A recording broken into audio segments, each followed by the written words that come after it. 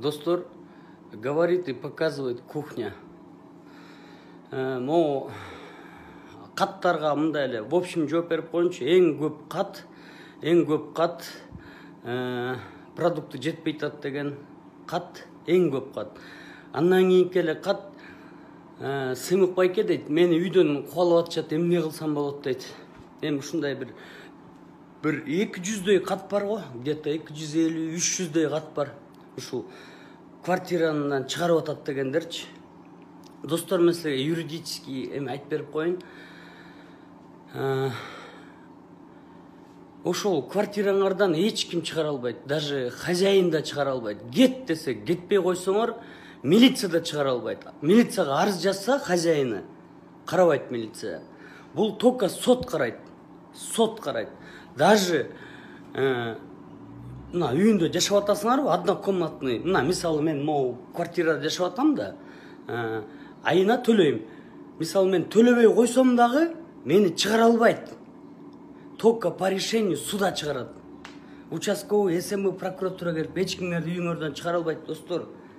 Нежилой помещениеден милициялар айдап чыгат, эси жазса. Но үйдөн эч ким чыгара албайт, достор. Бул биринчи ответ.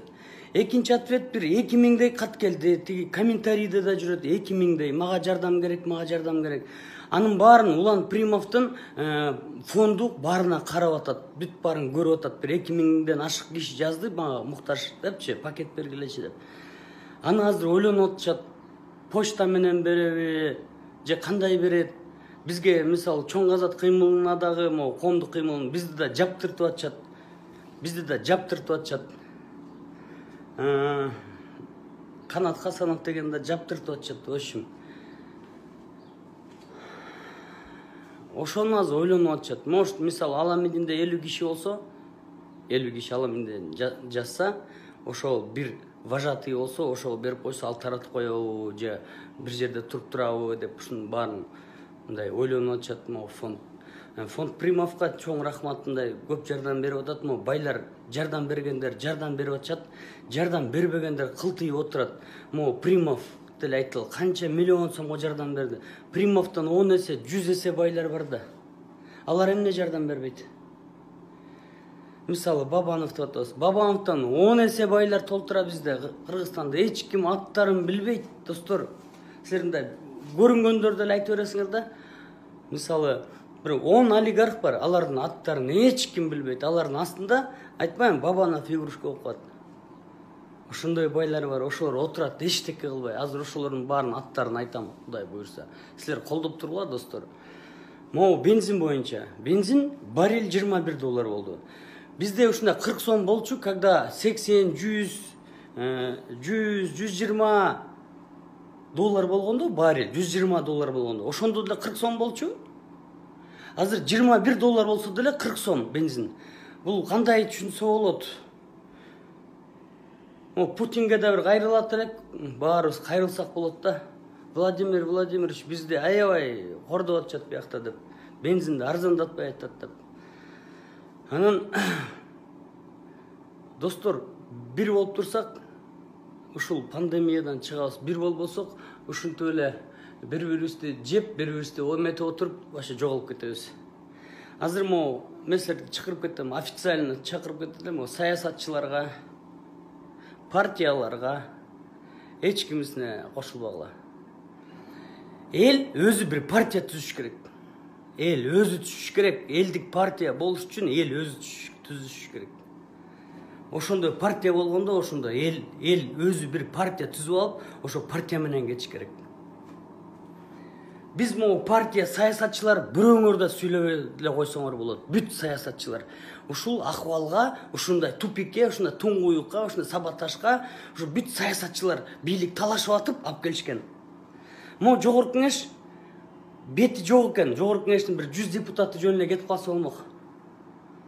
Өкмөткө иш козгош керек деп айтсам, бирөөңөр дагы мына эмет алган жоксуңар. Хорошо, мен айтмам эле. Кухня 3 серия. Давай баннер жазабыз, өкмөткө иш козголсун. Кана бирөөңөр жазганыңар. Өкмөткө эмнеге иш козгош керек? Пандемия менен. Анткени бул пандемия 4 ай мурун биз билгенбиз. 4 айдан кийин келди бизге, 3 айдан кийин келди. 3 айда деген укмуш даярданып койсо болот болчу. Эч ундарын, Госмат резервдин ундарын базарда сатып атышат. Саткан болбойт аны. Бүт гум жардамдын баарын күртөйлөр алып атышат. Достор, мындай эч нерсе жакпаган эл экенбиз. Көчө бир унга башын минтип кеткенде мында чикат этипчи. Ошентсе астына жазып атат, ушу кантип оюн болсун дейт. Биздин оюн жакшыбы? Биз карантинде кантип отурабыз? Балдарыбызды былчылдатып сабап, жеңесин мууздап, катынын сабап, 9-этаждан ыргып атышат. Канча 10-15 киши ыргып кетти уже. Суицид мондай болуп атат. Көлдө эле баягы 6 бала өлдү. Көлдө 6 бала астына өлдү. Биз кандай өткөрүп атабыз? Достор, эч кимге ишенбейт экенсиңер. Эгерде ишенбесеңер, мага деле 4-чү мына сериясы чыкты, 5-чи сериясы мага деле кереги жок. Мен деле тынч эле үйдө окат кылам, достор. Эгерде эч кимге, мисалы, эл деп мындай айтып берейин десең, кайра шылдыңды айткенсиңер. Мисалы, өзүңөр билгиле, достор. Мен деле момут келдим, менде деле андай эмем жок азыр, сахар, укмуш. Эгерде баарыңар бириксеңер, азыр могу байлардын баарын бактыртабыз бизде. Эчтеке болбойт. Бул призыв. Иш козгосоңор козгогула. Байлардын баарын азыр Facebooктан эч жака чыкпай эле, бунтовать этпей эле, мисалы, бир Эшматов дейм, состояниясы бир 5 миллиард же 2 миллиард, мисалчы, ошонтип айтам, ошону тыткыла.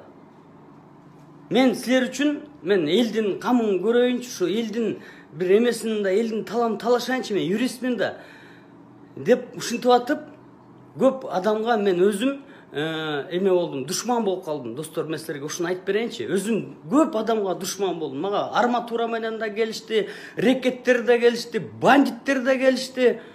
Бүт келишти мага. Коркутуп атышат. Баарын айттым, пошли вы нафиг деп атам. Бүт баарын. Эл деп аткандан кийин, достор, бир эмеге ишенелик, бир багытты коелук. Мына азыр өкмөткө иш козголуш керек. Мухаммед Калый Абылгазиев, өзүмдүн байкем экөөбүз канча жол чогуу барганбыз. Даже айтайын. Иш козгош керек ушу абама. Байкеме, кочкорлук байке. Ана мына Акылбек Жапаров пример болом деп атат. Кайра кочкорлуктар эле боло бересиңерби? Сапар Исаков болду. Мына Мухаммед Калый Абылгазиев, Жапаров, кочкорлуктар эле ушуга алып келбедиңерби? Ушуга пример, кайра пример болуп атат. Башкаларга да бериш керек. Азыр убактылуу өкмөт түзүлүш керек, профессионал, жүрөгү таза, мекенин сүйгөн, мындай патриот балдар, профессионал балдар келсе, бир 10 эле бала келсе, бир башчы 10 бала келсе, могу убактылуу өкмөт эмес, технический өкмөт эле түзүп койсо болот. Түзүп туруп, бүт баарын 3 айда чыгарып койсо болот, достор. Мен просто ушу менен кухняндагы өзүңөр биле, достор, эгерде колдосоңор, эгерде муну колдогонуңар кандай колдойсуңар, поделиться кылыш керек. Жакшы комментарий жазыш керек, түрүү экениңерди билгизишиңер керек. Анан 4-чү серия болот, чыгып атат, 5-чи серия болот, 6-чы, анан жеңебиз да. Азыр обязательно КТРдан чыгып сүйлөшө эмес да, же бир дагы бир эмеден. Бүт жерде беспредел болуп атат, беспредел, бүт по миру болуп атат. Биздин өкмөттө коррупция, укмуш болуп атат. Бүт жесир, жетим, колунда жоктордун эмелерин, чиновниктер жеп атышат дагы эле. Бүт жеп атышат. Силер отурасыңар, тигин жамандап, мени жамандап, муну жамандап. Силер бир жерге ишенгиле, бир точканы болуп. Азыр бөлүшүп болушундан Мухаммед Абылгазиевке иш козголуш керек. Тетиги космос абама иш козголуш керек. Ушул пандемия кирип, экономика үчүн өлүп калган үчүн. Мына жазгыла десем, бирөөңөр жазбайсыңар. Лайк баскандан коркосуңар. Эмнеге бирөө постоянно мага телефондон чалып та, мен сизди колдойм. Эмне даже лайк басып койбойсуз десем, мен айыл өкмөттө специалист болуп иштейм дейт. Анан ушу айыл өкмөттө иштеп алып, мекениңер айыл өкмөттөн ылдый болсо, ошол да, достор. Ошон үчүн достор, бир бололук. Бар бололук. Анан турсак, азыр байлар бизди багат. Азыр байларды дагы 30 күн болсо 30 күн точно бактырабыз азыр.